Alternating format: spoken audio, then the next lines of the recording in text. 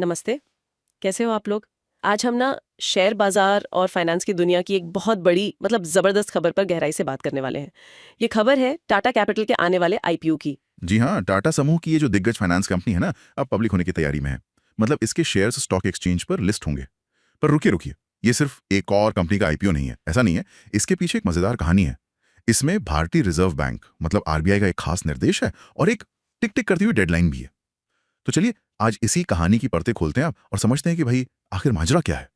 आज की चर्चा में हम जानेंगे कि ये आईपीओ क्यों आ रहा है और खासकर अभी क्यों, ऐसा क्या खास है इसमें, कंपनी पैसों के मामले में कितनी मजबूत है, और वो सबसे ज्यादा चर्चा वाला टॉपिक, इसके वैल्यूएशन मतलब कीमत को लेकर क्या बातें हो रही हैं, कहीं महंगा सौदा तो नहीं।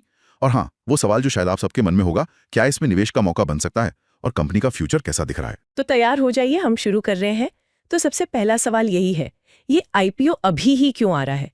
इसके पीछे आरबीआई का क्या चक्कर है? बिल्कुल बिल्कुल, यहीं से कहानी शुरू होती है। देखिए, हुआ ये कि सितंबर 2022 में आरबीआई ने भारत की कुछ बड़ी नॉन बैंकिंग फाइनेंस कंपनियों को, मतलब एनबीएफसीज, जो बैंक नहीं हैं पर लोन वगैरह देती हैं, उनको एक खास दर्जा दिया। इसे कहते हैं अपर लेयर एनबीएफसी।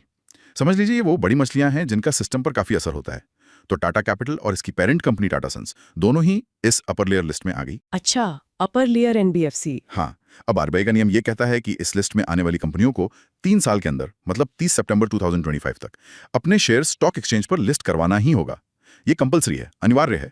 तो टाटा कैपिटल के लिए ये आईपीओ लाना एक तरह से रेगुलेटरी जरूरत बन गया है। अच्छा, ये मजबूरी भी है और शायद मौका भी। पर आपने टाटा सन्स का भी नाम लिया, उसका क्या सीन है? हाँ, वो एक दिलचस्प मोड़ है कहानी में। टाटा सन्स, जो कि टाटा ग्रुप की मेन होल्डिंग कंपनी है, उसने आरबीआई से इस लिस्टिंग की अनिवार्यता से छूट मांगी थी। उनका कहना था कि भाई हम तो एक होल्डिंग कंपनी है और कोर इन्वेस्टमेंट कंपनी है, तो हम पर ये नियम लागू नहीं होना चाहिए। हम्म। इस पर अभी आरबीआई का फाइनल डिसीजन आना बाकी है। लेकिन टाटा कैपिटल ने वेट नहीं किया। उन्होंने पिछले साल से ही आईपीओ की तैयारी शुरू कर दी थी। और अभी हाल ही में उन्हें सेबी, मतलब securities and exchange board of India, जो शेयर बाजार का रेगुलेटर है, उससे उनके updated draft red herring prospectus, मतलब आईपीओ का पूरा कच्चा चिट्ठा समझ लीजिए, उसकी मंजूरी भी मिल गई है। अच्छा, तो गाड़ी अब तेजी से आगे बढ़ रही है। बिल्कुल बिल्कुल। समझ गई। तो ये आईपीओ साइज में कितना बड़ा होने वाला है? मैंने सुना है काफी बड़ा है। हाँ हाँ, काफी बड़ा है। जो अनुमान लगाया जा रहा है वो ये कि ये आईपीओ करीब $2 बिलियन, मतलब भारतीय रुपयों में देखें तो लगभग 17,000 करोड़ रुपए का हो सकता है। 17,000 करोड़? जी हाँ। और अगर ऐसा होता है तो ये भारत के फाइनेंशियल सेक्टर के इतिहास के सबसे बड़े आईपीओज में से एक गिना जाएगा।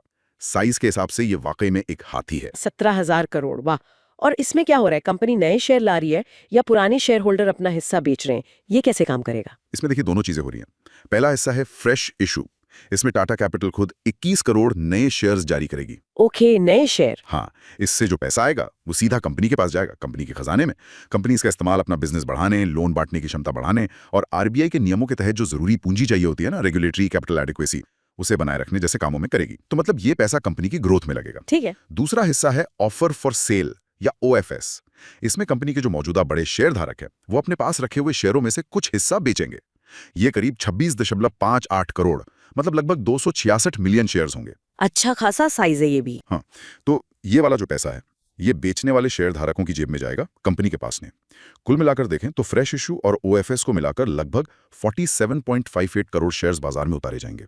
तो ये ओएफएस में कौन बड़े खिलाड़ी अपना माल बेच रहे हैं? कौन है ये? इसमें मुख्य रूप से दो बड़े नाम सामने आ रहे हैं। सबसे बड़ा हिस्सा बेच रही है टाटा सन्स, जो टाटा कैपिटल की मालिक कंपनी है। उनके पास करीब 88.6% हिस्सेदारी है। वो अपने हिस्से में से लगभग 23 करोड़, मतलब 230 मिलियन शेयर्स बेच रही है। Okay, Tata Sons. हाँ, और दूसरा नाम है इंटरनेशनल फाइनेंस कॉर्पोरेशन, यानी आईएफसी। ये वर्ल्ड बैंक ग्रुप का हिस्सा है। आईएफसी के पास टाटा कैपिटल की 1.8% हिस्सेदारी है और वो करीब 3.58 करोड़, यानी 35-36 मिलियन शेयर्स बेच रही है। कुल मिलाकर देखें तो टाटा समूह की अलग अलग कंपनियों की हिस्सेदारी टाटा कैपिटल में करीब 95.6% है। तो कंट्रोल तो उन्हीं के पास रहने वाला, उसमें कोई शक नहीं। आईपीओ की बारीकियां तो काफी हद तक समझ आ गई, लेकिन जरा ये बताइए कि टाटा कैपिटल असल में करती क्या है? उनका बिजनेस क्या है? और सबसे जरूरी, आगे के लिए उनकी रणनीति, उनका गेम प्लान क्या है? हाँ, तो टाटा कैपिटल, जैसा हमने पहले कहा, टाटा समूह की मुख्य फाइनेंशियल सर्विस कंपनी है और आरबीआई ने उसे अपर लेयर एनबीएफसी का दर्जा दिया है। ये भारत की तीसरी सबसे बड़ी डाइवर्सिफाइड एनबीएफसी है। डाइवर्सिफाइड मतलब कई तरह के लोन देने वाली। कंपनी का दावा है कि उनके पास करीब 70 लाख ग्राहक हैं और वो 25 से भी ज्यादा अलग अलग तरह के लोन प्रोडक्ट्स ऑफर करते हैं। इसमें छोटे बिजनेस लोन से लेकर घर, गाड़ी, पर्सनल लोन, सब कुछ शामिल है। अच्छा, मैंने हाल ही में एक और खबर पढ़ी थी, टाटा मोटर्स फाइनेंस यानी टीएमएफएल के टाटा कैपिटल में विलय की। इसका क्या महत्व है और इससे कंपनी की रणनीति पर क्या असर पड़ेगा, ये जानना जरूरी है। हाँ बिल्कुल, ये मर्जर बहुत ही महत्वपूर्ण कदम है। जून 2025 में इस विलय को मंजूरी मिली थी। ये कानूनी प्रक्रिया के तहत हो रहा है, जिसे नेशनल कंपनी लॉ ट्रिब्यूनल मतलब एनसीएलटी स्कीम ऑफ अरेंजमेंट कहते हैं। मतलब एक स्पेशल कोर्ट की देखरेख में ये पूरी प्रक्रिया हो रही है और उम्मीद ये है कि ये विलय अप्रैल 2026 तक पूरा हो जाएगा। तो इसका असर क्या होगा? असर बहुत बड़ा होगा। इसका महत्व यह है कि इस विलय के बाद टाटा कैपिटल वाहन वित्त मतलब गाड़ियों के लोन, व्हीकल फाइनेंस सेगमेंट में एक बहुत बड़ी और ताकतवर खिलाड़ी बन जाएगी। टीएमएफएल जो थी वो मुख्य रूप से टाटा मोटर्स की गाड़ियों को फाइनेंस करती थी। अब दोनों मिलकर कमर्शियल ट्रक, बस से लेकर पैसेंजर कारों तक एक बहुत बड़ा और विविध लोन पोर्टफोलियो संभालेंगे। ये उन्हें इस सेगमेंट में बजाज फाइनेंस या श्रीराम फाइनेंस जैसे जो बड़े नाम हैं उनकी कतार में खड़ा कर देगा। दिलचस्प। तो इस विलय के बाद उनका गेम प्लान क्या है? मतलब इस नई ताकत का इस्तेमाल कैसे करने वाले हैं वो? ये जानना वाकई मजेदार होगा। बिल्कुल। और कंपनी ने अपने आईपीओ डॉक्यूमेंट मतलब यूडीआरएचपी में इसका खुलासा भी किया है। उनके प्लान के कुछ मुख्य बिंदु बताता हूँ। पहला, टीएमएफएल की उधारी लागत कम करना।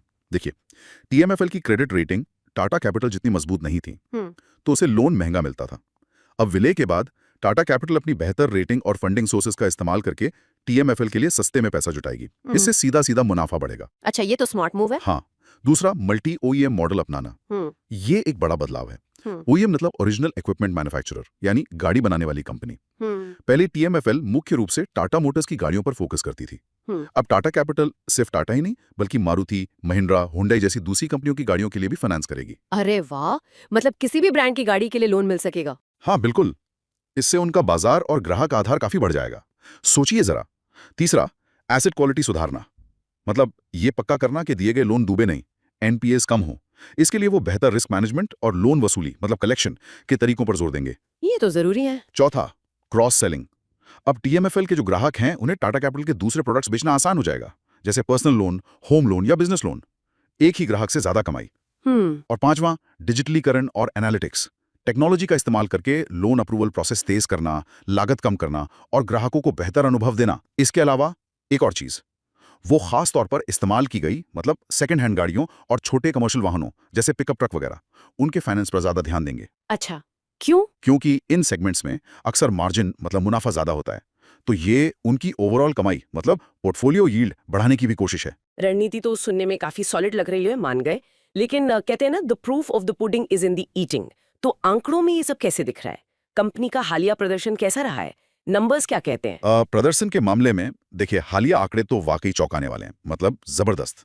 वित्त वर्ष 2026 की पहली तिमाही यानी अप्रैल से जून 2025 के नतीजों को देखें तो कंपनी का कंसोलिडेटेड नेट प्रॉफिट मतलब सारे बिजनेस को मिलाकर कुल मुनाफा पिछले साल की इसी तिमाही के मुकाबले 2 गुने से भी ज्यादा हो गया है। 2 गुने से ज्यादा? जी हाँ, ये 472.21 करोड़ रुपए से बढ़कर सीधा 1040.93 करोड़ रुपए पर पहुंच गया। ये करीब करीब 120% की उछाल है। अरे वाह, 120% ग्रोथ, ये तो वाकई कमाल का आंकड़ा है। और कुल कमाई मतलब टोटल इनकम का क्या हाल है? ऐसे बढ़कर इस साल 7,691.65 करोड़ रुपए हो गई है। ये भी करीब 17.3% की बढ़ोतरी है। तो टॉप लाइन और बॉटम लाइन दोनों में अच्छी ग्रोथ दिख रही है, इसमें कोई दो राय नहीं। ये तो बहुत अच्छा है। हाँ, लेकिन यहाँ एक पेच है जिसे समझना जरूरी है। जब हम कंपनी की मुनाफा कमाने की क्षमता को उसकी साइज के हिसाब से देखते हैं तो 2 जरूरी रेशो होते हैं, एक रिटर्न ऑन इक्विटी आरओई और दूसरा रिटर्न ऑन एसेट्स आरओए। हाँ, आरओई और आरओए। आरओई का मतलब है कि कंपनी शेयर होल्डर्स के लगाए पैसे मतलब इक्विटी पर कितना रिटर्न कमा रही है, और आरओए का मतलब है कि कंपनी अपनी कुल संपत्ति मतलब एसेट्स का इस्तेमाल करके कितना मुनाफा बना पा रही है। तो वित्त वर्ष 2025 के लिए टाटा कैपिटल का आरओई लगभग 12% और आरओए लगभग 1.7% रहा। 12% और 1.7%। हाँ, अब ये आंकड़े अपने आप में बुरे नहीं हैं, लेकिन जब हम इनकी तुलना इंडस्ट्री के कुछ दूसरे बड़े लिस्टेड खिलाड़ियों से करते हैं, जैसे मान लीजिए बजाज फाइनेंस, तो ये थोड़े कम लगते हैं। मिसाल के तौर पर बजाज फाइनेंस का आरओए वित्त वर्ष 2025 में करीब 4.5% और आरओई करीब 19.19% था। ये बात तो गौर करने वाली है। तो मतलब ग्रोथ तो शानदार है, पर एफिशिएंसी के पैमाने पर इन रेशियोज के हिसाब से कुछ गुंजाइश बाकी है। ऐसा क्यों हो सकता है? इसके देखिए कई कारण हो सकते हैं। एक तो बिजनेस मिक्स का फर्क हो सकता है। जैसे बजाज फाइनेंस का फोकस ज्यादातर कंज्यूमर ड्यूरेबल्स और पर्सनल लोन जैसे हाई यील्ड सेगमेंट पर रहा है, जबकि टाटा कैपिटल का पोर्टफोलियो ज्यादा फैला हुआ है और अब वो वाहन वित्त जैसे बड़े लेकिन तुलनात्मक रूप से शायद थोड़े कम मार्जिन वाले सेगमेंट में बड़ा दाव लगा रहे हैं। अच्छा। दूसरी, अब ये भी हो सकता है कि टीएमएफएल के विलय से जुड़ी जो लागतें हैं या जो एकीकरण की प्रक्रिया है वो अभी मुनाफे पर थोड़ा असर डाल रही हो। उम्मीद यही है कि जब विलय की सिनर्जी मतलब फायदे पूरी तरह दिखने लगेंगे तो ये रेशो सुधर सकते हैं। लेकिन फिलहाल ये एक ऐसा पॉइंट है जिस पर निवेशक जरूर ध्यान देंगे। बिल्कुल, और यहीं से हम शायद सबसे पेचीदा सवाल पर आते हैं, वैल्यूएशन। प्रदर्शन अच्छा है, ग्रोथ दिख रही है, लेकिन कीमत? क्या टाटा कैपिटल का आईपीओ महंगा होने वाला है? इसको लेकर क्या फुसफुसाहट चल रही है बाजार में? क्या माहौल है? ये इस समय सबसे हॉट टॉपिक है और जो चिंताएं हैं वो थोड़ी वाजिब भी लग रही हैं। हाल ही में एक बड़ी ब्रोकरेज फर्म है मैक्वारी, उन्होंने इस पर अपनी रिपोर्ट में इशारा किया है। उनका कहना है कि भाई भले ही कंपनी का हालिया प्रदर्शन मजबूत दिख रहा है, लेकिन जैसा हमने अभी डिस्कस किया, इसके रिटर्न रेशोज मतलब आरओई और आरओए वो कुछ कॉम्पिटिटर से कम है। इसके बावजूद ऐसा लग रहा है कि कंपनी का वैल्यूएशन काफी ज्यादा मांगा जा सकता है। ज्यादा वैल्यूएशन। और अनलिस्टेड मार्केट का क्या हाल है? मैंने सुना है आईपीओ से पहले भी इसके शेयर खरीदे बेचे जाते हैं, वहां क्या संकेत मिल रहे हैं? हाँ, अनलिस्टेड मार्केट, और ये बहुत दिलचस्प है। आप देखिए, इतने शानदार तिमाही नतीजों की खबर आई, उसके बावजूद पिछले एक महीने में अनलिस्टेड मार्केट में टाटा कैपिटल के शेयर का भाव गिरा है। करीब 8% तक गिरा है नतीजों के बाद। हाँ, अभी ये करीब 725 से 795 रुपए प्रति शेयर के आसपास ट्रेड हो रहा है। और अगर हम पिछले साल अक्टूबर 2024 के इसके शिखर भाव से तुलना करें, जो करीब 1095 से 1200 रुपए तक गया था, तो ये अभी 27% से 40% तक नीचे आ चुका है। बाप रे, नतीजे अच्छे, फिर भी भाव इतना नीचे। इसका क्या मतलब निकाला जाए? क्या ये आईपीओ की कीमत की तरफ कोई इशारा है या सिर्फ मार्केट का डर है? बाजार में अटकलें तो जोरों पर है। कई डीलर्स और एनालिस्ट्स का मानना है कि आईपीओ का जो प्राइस बैंड आएगा वो शायद अनलिस्टेड मार्केट के मौजूदा भाव से काफी कम रखा जा सकता है। कितना कम? कुछ लोग तो 400 से 600 रुपए प्रति शेयर की रेंज का अनुमान लगा रहे हैं। ओह, 700-800 से सीधा 400-600? हाँ, और इसके पीछे एक तर्क ये दिया जा रहा है कि कंपनी ने जून 2025 में अपने मौजूदा शेयर धारकों के लिए एक राइट्स इशू निकाला था। उसमें शेयर का भाव सिर्फ 343 रुपए प्रति शेयर रखा गया था। तो कुछ लोग इसे एक संकेत मान रहे हैं कि आईपीओ का भाव भी शायद इसी के आसपास कहीं हो सकता है। अच्छा, राइट्स इशू वाला पॉइंट। बिल्कुल। और मैक्वेरी का विश्लेषण तो और भी चौंकाने वाला है। उनका कहना है कि अगर लिस्टिंग अनलिस्टेड मार्केट के मौजूदा भाव से 60% डिस्काउंट पर भी होती है, मान लीजिए 300 रुपए प्रति शेयर के आसपास, तब भी 300 रुपए पर भी, हाँ, तब भी इसका वैल्यूएशन प्राइस टू बुक मतलब पीबी रेशियो के आधार पर कई दूसरी लिस्टेड एनबीएफसी से ज्यादा हो सकता है। प्राइस टू बुक रेशियो मतलब कंपनी की किताबी कीमत के मुकाबले शेयर का बाजार भाव कितना गुना है। ये वैल्यूएशन मापने का एक तरीका है। Oh my God. तो कुल मिला के माहौल ये है कि वैल्यूएशन को लेकर थोड़ी घबराहट है, थोड़ी चिंता है। अगर आईपीओ वाकई भारी डिस्काउंट पर आता है तो ये न सिर्फ उन लोगों के लिए झटका होगा जिन्होंने अनलिस्टेड मार्केट में ऊंचे भाव पर निवेश किया है, बल्कि ये पूरे एनबीएफसी सेक्टर के वैल्यूएशन पर असर डाल सकता है। हाल ही में लिस्ट हुई एचडीबी फाइनेंशियल सर्विसेज जैसी कंपनियों के वैल्यूएशन को भी ये नीचे खींच सकता है। तो मतलब ग्रे मार्केट में जो ऊंचे भाव पर खरीद कर बैठे थे, उनके लिए थोड़ी टेंशन का माहौल हो सकता है। पूरी तस्वीर अब काफी साफ हो रही है। रणनीति दमदार है, हालिया आंकड़े शानदार हैं, लेकिन रिटर्न रेशियो थोड़े कम है और वैल्यूएशन को लेकर बड़ी चिंताएं हैं। सब कुछ सामने है। तो अब आते हैं उस $1 मिलियन सवाल पर। क्या एक आम निवेशक के लिए इसमें पैसा लगाना समझदारी होगी? क्या ये मौका है या रिस्क ज्यादा है? भविष्य कैसा दिखता है इस कंपनी का? देखिए, जैसा मैंने पहले कहा, निवेश का फैसला हमेशा व्यक्तिगत होता है। ये हर किसी की रिस्क लेने की क्षमता, उनके फाइनेंशियल गोल्स और बाजार की समझ पर निर्भर करता है। हम यहाँ सिर्फ जानकारी और अलग अलग पहलू सामने रख सकते हैं ताकि लोग अपना फैसला खुद ले सकें। अगर हम टाटा कैपिटल के पक्ष में देखें तो सबसे बड़ा प्लस पॉइंट है टाटा का नाम। ये भरोसा लाता है, गुडविल आता है, इसमें कोई शक नहीं। हाँ, टाटा का नाम तो है ही। दूसरा, हालिया वित्तीय प्रदर्शन, खासकर मुनाफे में वो जो 120% की छलांग है, वो बहुत आकर्षक है।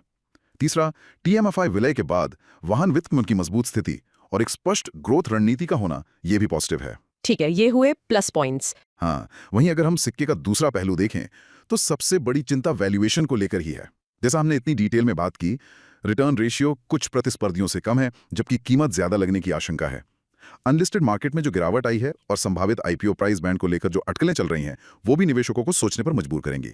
कहीं ऐसा ना हो कि लिस्टिंग के बाद शेयर नीचे आ जाए, है ना? ये डर तो रहता ही है। और वो आरबीआई वाली तलवार जो लटक रही है, 30 सितंबर की डेडलाइन भी तो पास आ रही है।